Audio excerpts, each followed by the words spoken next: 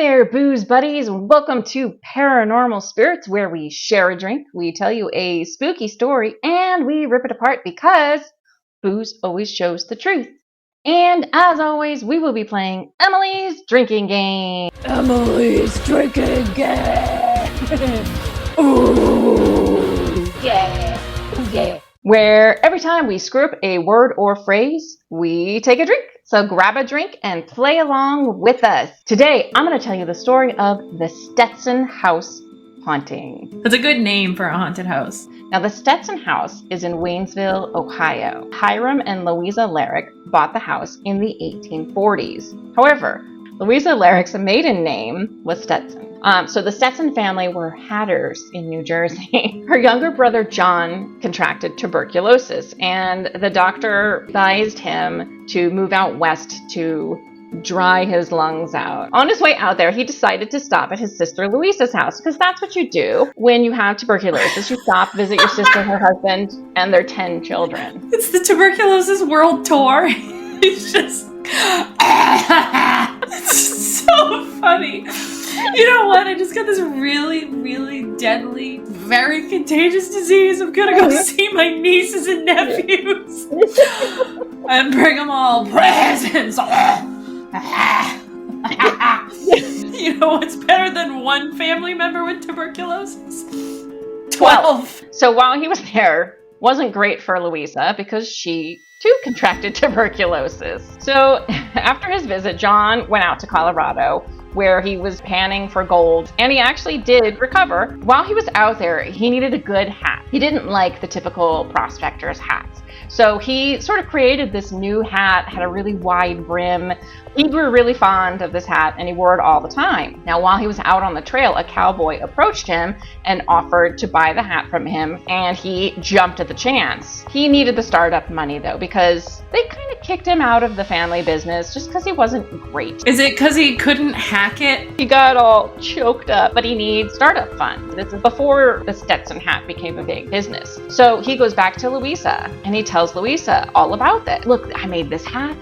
This cowboy came upon me, and he's like, hey, partner, I love your hat. Hey, guy, nice hat. Can I have that hat? It's real nice. You know, Louisa loved her younger brother, even though she'd gotten tuberculosis from him. And he asked her for a loan, and so she gave him $60, which back in the 1840s was a lot of money. So he goes on, and he builds the Stetson Hat Company as we know it today. The American cowboy hat was born. Well, it became a multi-million-dollar business. Some reports say he didn't pay her back. Some reports say he paid her back the original $60, and that was it. Wowza. Then she dies of tuberculosis that she got from him. So he becomes a multi-millionaire, and his sister, who gave him the money to start it up with, died from the disease that he gave her. Thanks, John. The Larrick family owned the home until the turn of the century, around the 1900s, and then a young school teacher bought it, and she was there until she died in the 1950s. And then it had a couple different owners from there on out. From the time that Louisa died, weird activity began to occur. She was a baker, and her specialty was gingerbread. So many people have reported the smell of baking gingerbread in the kitchen. It's the best haunting of all time.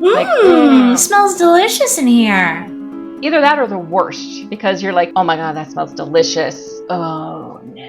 Ghost gingerbread. And mirrors also don't tend to stay on the wall, as if someone doesn't want to see their own reflection. So was Louisa, do we know, was she a good looking gal? She felt she wasn't. So maybe that had something to do with it as well. So she was just ghost walking around this house, making gingerbread, mixing. Ugh, bad lighting in this room. I don't think so. Gingerbread, you're the only one for me. It is a store now. A woman who came in, her name was Samantha. She felt cold fingers touch the back of her neck. I don't like that. So she said, and I quote, I just had to get out of there. I felt goosebumps. And also an apparition has been seen at the house too of a woman in Victorian style clothing. They've either seen her standing in the foyer or the doorway, and other people have seen her trying to go into shops in town. So she's still out trying to go shopping. So people think this is either Louisa or the school teacher who lived in the house. More likely Louisa in Victorian clothing. It would be really annoying if I was dead and my ghost was still trying to run errands.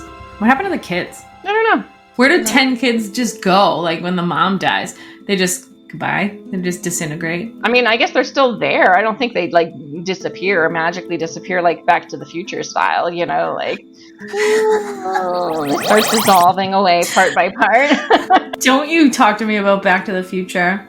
Don't you talk dirty to me, Lynn. And in 2001, there was a tourist who took a picture of the Stetson house, and he believes that it has a picture of the ghostly apparition in the upstairs.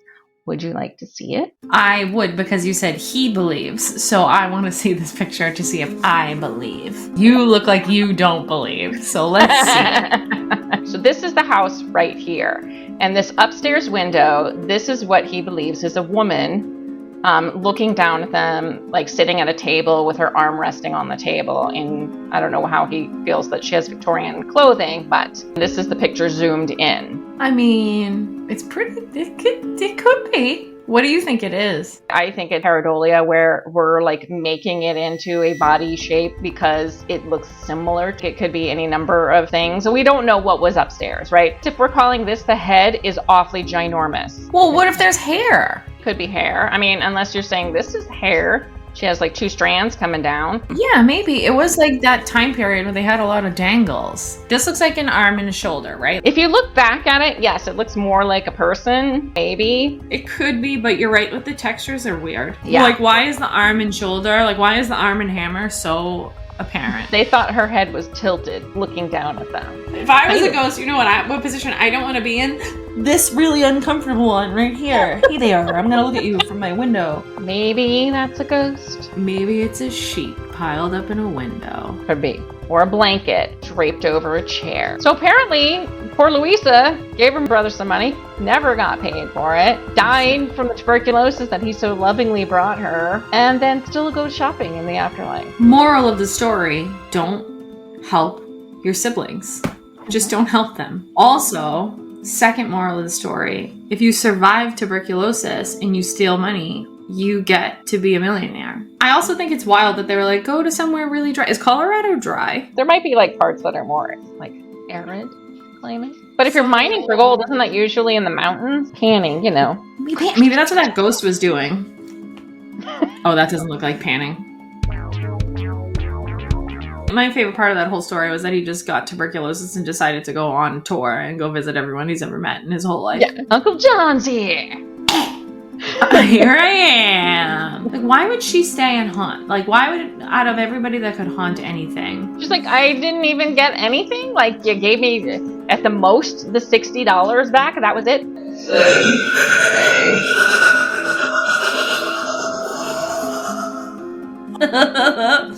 There's something very humbling about seeing yourself in slow-mo. You're like, well, there that is. There's something very humbling about seeing ourselves on this show. Louisa just like seems pretty boring, ghosty though. So maybe she's just like, I'm gonna be spending John's like dead dollars. Is that what happens to your like, money after you die? They convert from living dollars to dead dollars. You know what? You didn't give me the money back then, so I'm taking it now. And I'm gonna go shopping. Well, shit. I don't know what to say about Louisa. I don't think there's much to say. Well, that's the crappy story of the Stetson house and Louisa and her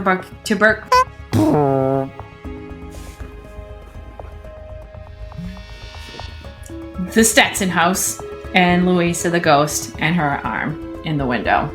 If you like what you saw, take your hat off your head and put it on the like, subscribe button, and then ring that bell.